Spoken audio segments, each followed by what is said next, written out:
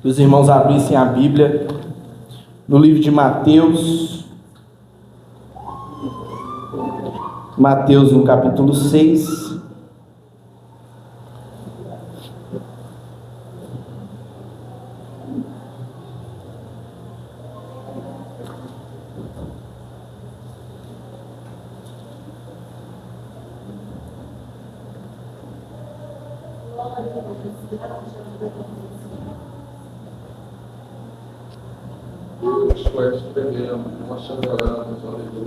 Aleluia.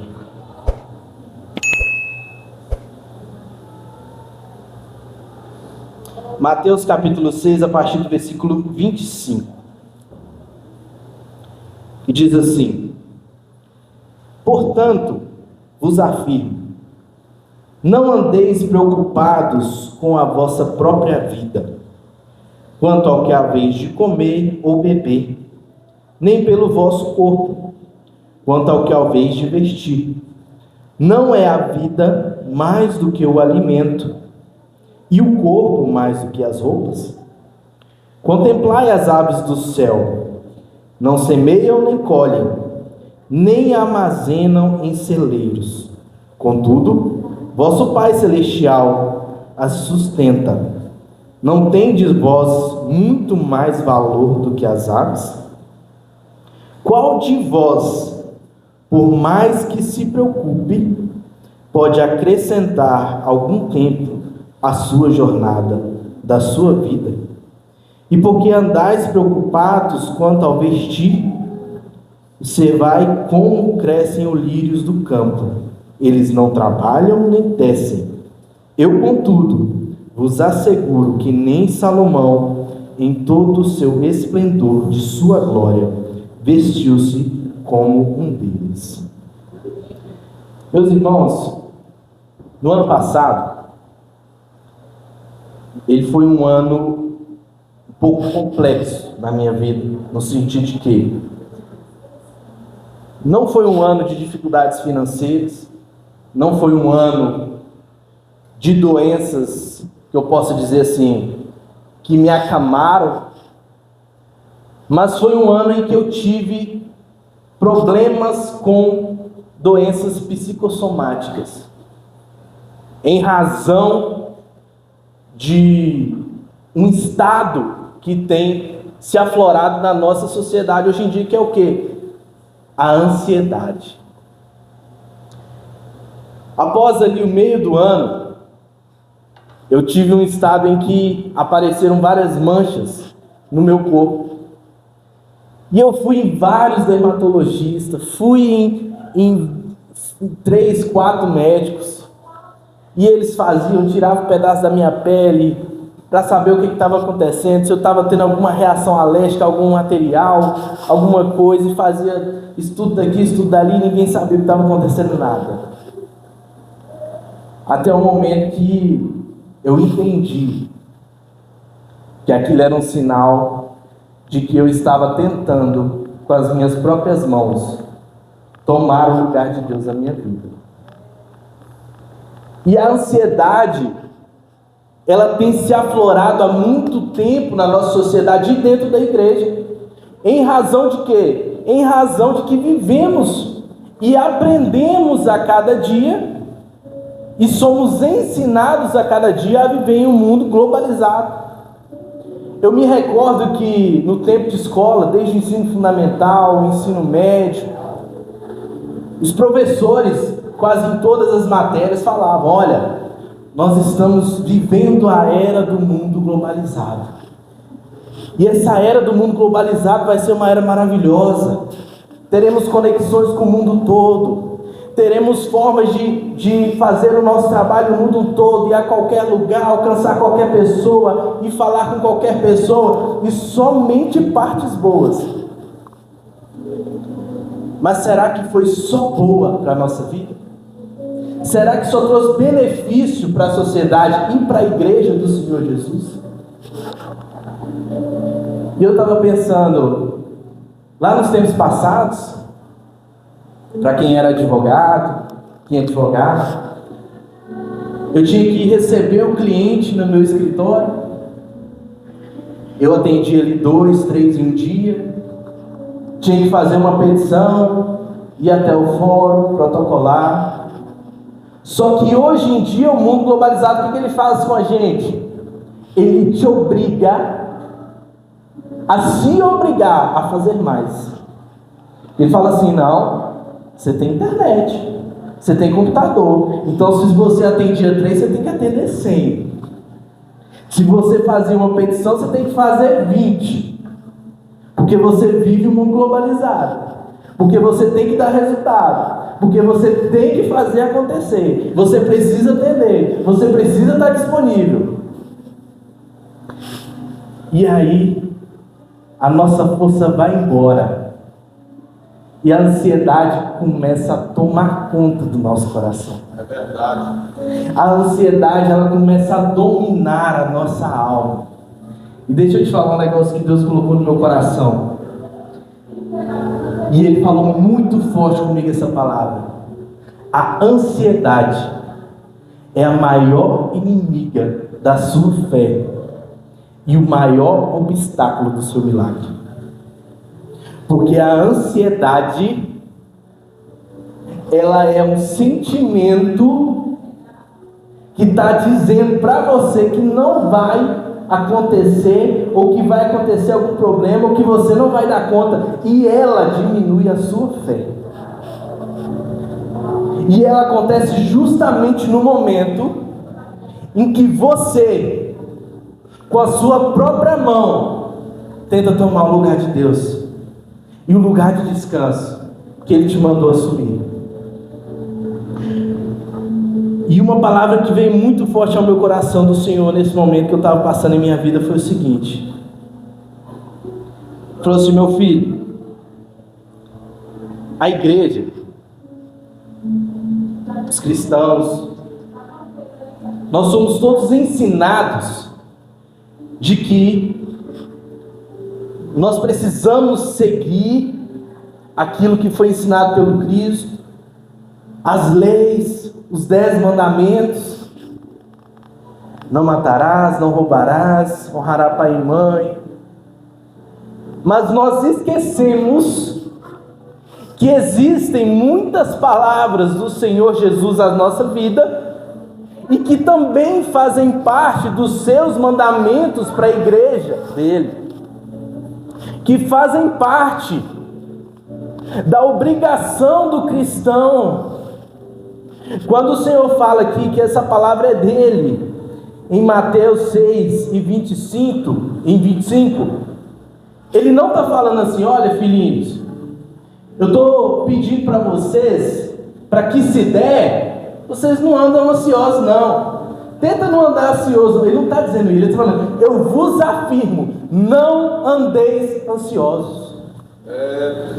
Não andeis ansiosos. E aí, essa palavra bateu tão forte no coração que ela falou assim: o Senhor me pediu para não ser ansioso, e eu com as minhas mãos tentando tomar o lugar dele na minha vida, estou sendo ansioso e estou pecando contra o meu Deus. Meu Deus. E meus irmãos, a ansiedade, ela só toma conta do nosso coração, infelizmente, quando a gente passa a permitir e a querer que as nossas mãos sejam maiores do que a vontade do Senhor. No entanto, eu te falo e afirmo uma palavra que o Senhor diz aqui, que Ele fala no versículo 27: qual de vós, por mais que se preocupe, pode acrescentar algum tempo à jornada da sua vida? A sua preocupação, a sua ansiedade não te faz aumentar um segundo na sua vida. Ela só faz o quê? Diminuir a sua fé e impedir o seu milagre de acontecer. Porque a partir do momento que ela diminui a sua fé, ela te faz não transpor as montanhas. Ela te faz achar que o seu Deus não é suficiente para aquele seu problema que é tão pequeno diante dele.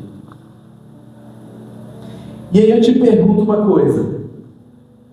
Hoje é domingo e por muito tempo eu tive um sentimento comigo e foi o seguinte: nossa, eu tive uma semana tão cansativa, uma semana tão cheia de coisa, tão cheia de problema, e eu vou hoje no culto, domingo, adorar o Senhor, para quê? Para finalizar minha semana, para descansar minha mente, receber uma palavra de Deus e sair daqui tranquilo para cansar novamente essa semana. E aí, mergulhando na palavra do Senhor, eu entendi o seguinte: que o meu primeiro erro estava aí, no jeito que eu entendi a minha semana, de usar o meu domingo como um dia de descansar minha cabeça no Senhor. E ele falou comigo assim: o domingo não é dia de eu descansar e descarregar no Senhor a semana que passou, mas é o dia de eu adorar aquele que vai fazer e sabe o que vai acontecer na minha semana. Aleluia, Jesus, glória a Deus. Hoje é o dia da sua primícia ao Senhor. Não é o dia de você descarregar nele a sua angústia que passou, mas é de entregar a sua segunda, a sua terça, a sua quarta, a sua quinta, a sua sexta e o seu sábado na mão daquele que conhece o seu passado, o seu presente e o seu futuro. Glória a Deus.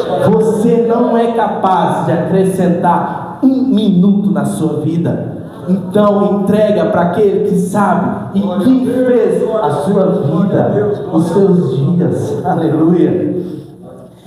E aí, eu pegando nessa palavra também, o Senhor me levou a algumas passagens em que pessoas que andaram e tiveram a fé inabalável no Senhor foram capazes de descansar em situações muito, mas muito difíceis. E aí eu entendi mais ainda quando ele fala que eu não era capaz de acrescentar nada na minha vida. E eu quero te pedir para abrir comigo agora lá no livro de Daniel.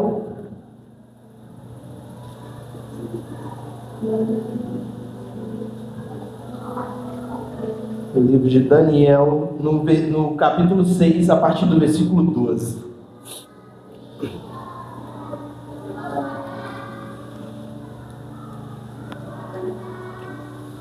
A palavra do Senhor diz assim: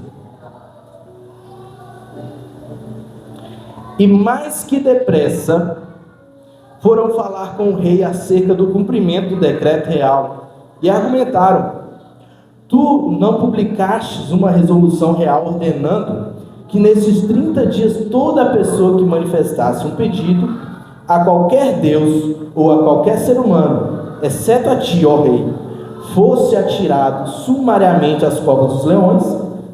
Ao que o rei replicou: sim, este decreto está em pleno vigor, de acordo com a lei dos medos, dos edos e dos persas, que não pode ser revogado. Então eles aproveitaram para fazer o seguinte comunicado: ora, pois, Daniel, um daqueles exilados de Judá, não tem feito caso de ti, nem das tuas ordens e o decreto que assinaste. Muito ao contrário, faz as suas orações todos os dias e 3 vezes ao dia. Ao ouvir tal notícia, o rei ficou profundamente consternado e resolveu salvar Daniel, esforçando-se até o pôr do sol a fim de encontrar uma maneira legal para livrá-lo. Contudo, os homens foram unânimes em insistir: ó rei, lembra-te bem que, conforme a lei dos medos e dos persas, nenhuma determinação real ou edito assinado do rei pode ser alterado ou descumprido. Então o rei deu ordens, e eles prenderam Daniel e o jogaram na cova dos leões. O rei, contudo, encorajou a Daniel, dizendo que ele, o teu Deus, a quem serves, todos os dias haverá de te livrar. Em seguida, tamparam a cova com uma pedra, e o rei a selou com seu anel selo. e também com os anéis dos seus nobres, para que a decisão sobre Daniel não pudesse ser modificada. Depois o rei dirigiu-se para o seu palácio e passou a noite em jejum, e não permitiu que fossem trazidos à sua presença qualquer instrumento de música. O rei não conseguiu conciliar o sono durante toda aquela noite. Logo, ao raiar do dia, o rei se levantou e correu em direção à cova dos leões. Quando ia se aproximando da entrada da cova, chamou o nome de Daniel com grande sofreguidão e tristeza: Daniel, servo do Deus vivo, será que o teu Deus, a quem tu serves diariamente, pôde te livrar dos leões? E então ouviu-se uma voz de Daniel que respondeu: ó caro rei, vive para sempre. Eis que o meu Deus enviou o seu anjo, e este fechou a boca dos leões, para que não me ferisse. Pois Deus considerou-me inocente aos seus olhos, e de igual modo, porque jamais cometi qualquer fraude e delito contra o Senhor majestoso. Eu te pergunto, meu irmão, Daniel teve que passar a noite tentando tampar a boca de leão, ou fugindo de mordida de leão, para que Deus o livrasse desse mal? Qualquer um de nós que fôssemos jogados à cova dos leões, seríamos capazes de passar uma noite toda correndo dentro de uma cova e amarrando boca de leão para fugir de uma morte sangrenta? A mesma coisa acontece na tua semana e nos teus dias. Glória a Deus, aleluia. Os problemas podem ser imensos e de morte para ti, mas tem coisa que você só precisa descansar, porque é o teu Deus, aquele que conhece o teu dia, aquele que conhece o teu início, aquilo para que Ele te preparou, aquilo para que Ele vai te entregar para fazer. É Ele que sabe o que vai acontecer. Não é a tua ansiedade, não é o teu braço, não é a tua perda de sono que vai acrescentar nada na sua vida. É o teu Deus. É confiar no Senhor, confiar naquele que pode fazer milagres acontecer através da fé. E aí o Senhor, ainda falando ao meu coração, me levou lá em Atos no capítulo 12, a partir do versículo 2, que diz assim, a partir do versículo 1: naquela mesma ocasião, o rei Herodes mandou prender alguns que pertenciam à igreja, com o objetivo de maltratá-los, e matou a Tiago, irmão de João, por execução ao fio da espada. Observando que essa atitude agradava aos judeus, prosseguiu ordenando também a prisão de Pedro, durante a festa dos pães sem fermento. Tendo-o prendido, mandou que fosse jogado ao cárcere, e determinou que fosse vigiado por 4 escoltas, com 4 soldados cada uma. Herodes tinha intenção de apresentá-lo em julgamento público, logo após a Páscoa. Assim, Pedro estava detido no cárcere, mas a igreja orava fervorosamente a Deus a favor dele. E aconteceu que na noite anterior ao dia em que Herodes pretendia submetê-lo ao julgamento, Pedro estava fazendo o que, igreja? Pedro estava fazendo o que? Entre 2 soldados, com algemas presas e 2 correntes, e as sentinelas guardavam o cárcere diante da porta. Subitamente surgiu um anjo do Senhor, e sua luz resplandeceu na prisão.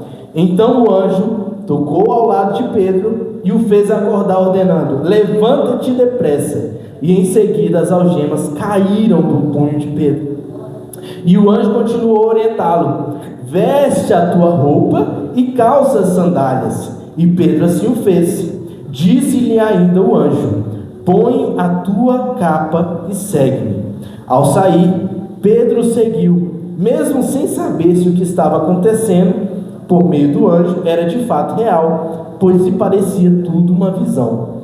Todavia, passaram a primeira e a segunda sentinela, e chegaram ao portão de ferro que dava acesso à cidade. Este se abriu por si mesmo para eles, e passaram. Tendo saído, caminharam ao longo de uma rua, e de repente o anjo se afastou dele.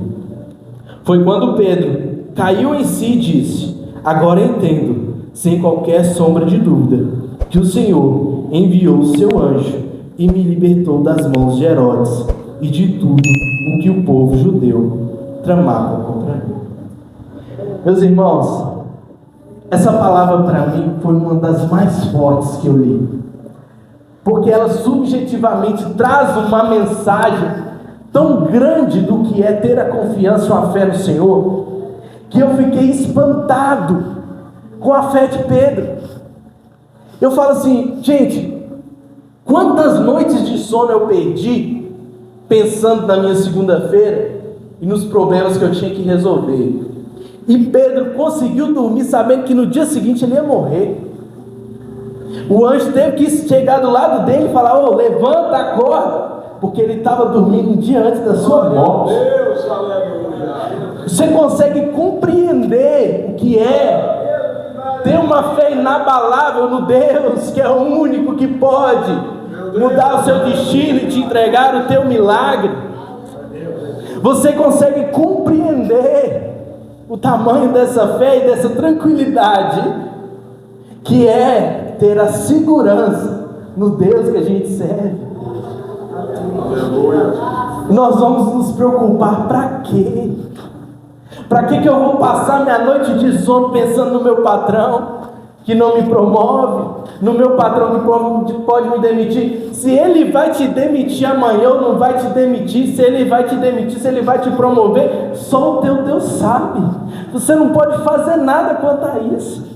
E se ele te demitir, é porque Deus tem outro plano para você na sua vida. Entende que a tua vida está nas mãos dele, e que se você tentar pôr ela nos seus pés, no seu caminhar, na sua mão, você não vai chegar a lugar nenhum. Você só vai conseguir fazer o que eu fiz, conseguir um monte de doença psicossomática, até você entender: ei, preciso parar e voltar no caminho, porque é o meu Deus que me conduz, não sou eu. É o meu Deus que me traz tranquilidade, não sou eu. É Ele que me faz dormir, descansar. É Ele que me faz alcançar lugares inalcançáveis. Não sou eu, não é os meus pés, não é as minhas mãos. É descansar no Senhor. E aí eu entendi que quando nós estamos em um momento desse, passando por tribulações, sem conseguir dormir, tendo ansiedade, tem três coisas que nos ajudam e pode nos ajudar demais como a igreja do Senhor. E a primeira delas é o que a DRN tem feito, que é orar mais.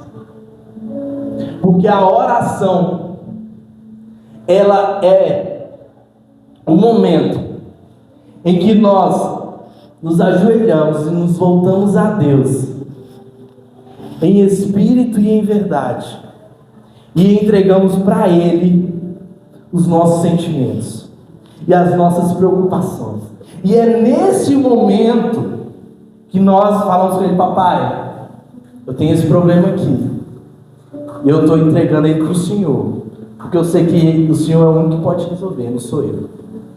Não é a minha vida, não é a minha mão, não é a minha inteligência, não é o meu status, é só o Senhor que pode resolver, eu não vou resolver nada. Meu Deus, aleluia. E aí é onde que nós passamos de um erro muito comum para o que nós realmente precisamos fazer. O que é o nosso erro?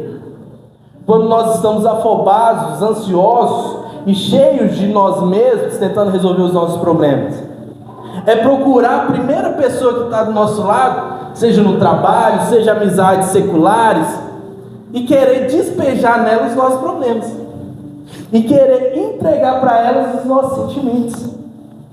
E sabe o que essa pessoa vai fazer para você? Ela vai te ajudar a derrubar mais ainda a sua fé. Porque o máximo que ela vai conseguir fazer é chegar para você: poxa, seu problema é grande mesmo, hein? Que bom que eu não sou você. E aí a sua fé faz, ó, e fala: nossa, não é só minha cabeça, o meu colega acabou de falar que realmente meu problema é grande. Você está entregando as suas preocupações para a pessoa errada. Porque você deveria entrar no seu quarto, fechar a sua porta e entregar para o único que pode resolver, que é o Deus Altíssimo. Então, meu irmão, nessa passagem aqui de Pedro, uma coisa que me chama muito a atenção é o versículo 5, ele diz assim: assim Pedro estava detido no cárcere, mas a igreja orava fervorosamente a Deus a favor dele. Aleluia. Glória a Deus. E aí, Deus nesse momento falou no meu coração assim: ei, está na hora de trocar o amiguinho da rua, o coleguinha advogado, pelo pastor, pela dirigente do ciclo de oração e pelos irmãos que comungam a mesma fé que você e que não vão te jogar no chão, mas vão orar fervorosamente para que Deus te livre da prisão. São aqueles que estão comungando a mesma fé, que acreditam no mesmo Deus, que querem o mesmo milagre, que buscam o mesmo céu que você, que vão te ajudar a orar ao Deus que vai fazer você passar a sua tribulação. Não são as pessoas que não conhecem o Deus que você serve, que não adoram o Deus que você serve e que sequer entendem a profundidade da sua fé, que vão te ajudar a passar tribulações. Então, para que você vai entregar para elas as suas preocupações? Você tem irmãos, você é igreja, você tem pastor. Entrega para essas pessoas que podem te ajudar a orar, a se fortalecer e a vencer essas barreiras. Então, ore mais. Não conte as suas preocupações para quem não pode resolvê-las. E confie plenamente no único que já conheceu o teu futuro. Eu quero ler uma palavra aqui ainda em Jeremias 17, bem rapidinho, versículo 5, que diz assim: assim diz Yahvé: maldito é o homem que confia no homem, que faz da humanidade mortal a sua força e motivação, mas cujo coração se afasta do Senhor. É mais uma lembrança dele para você, meu irmão, que a tua força não vai te levar a lugar nenhum. Ela pode te levar até achar que você é mais forte do que muitos nesse mundo, a te levar a status de poderoso, como ele diz aqui, que a sua força é maior do que a humanidade. Mas ela vai te trazer a ansiedade que pode tomar o céu de você. E o que você prefere? Ter o céu ou ter a terra nas suas mãos?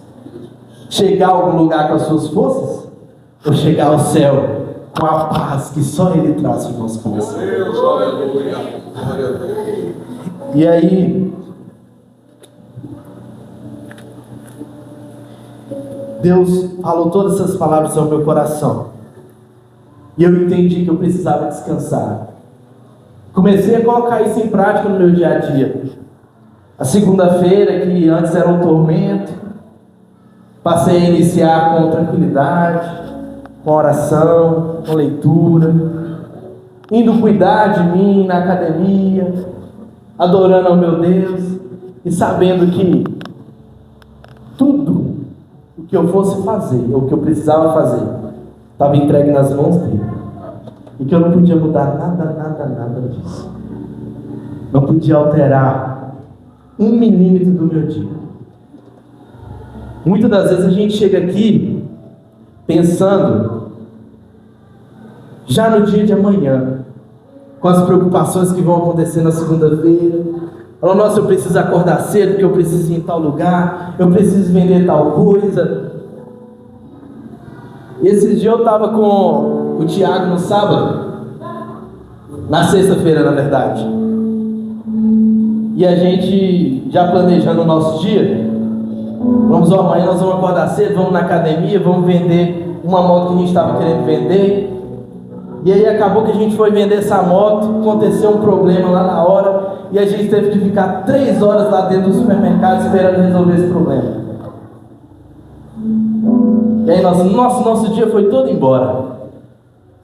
E aí Deus mais uma vez falou no meu coração: os planos são seus, mas é eu que sei.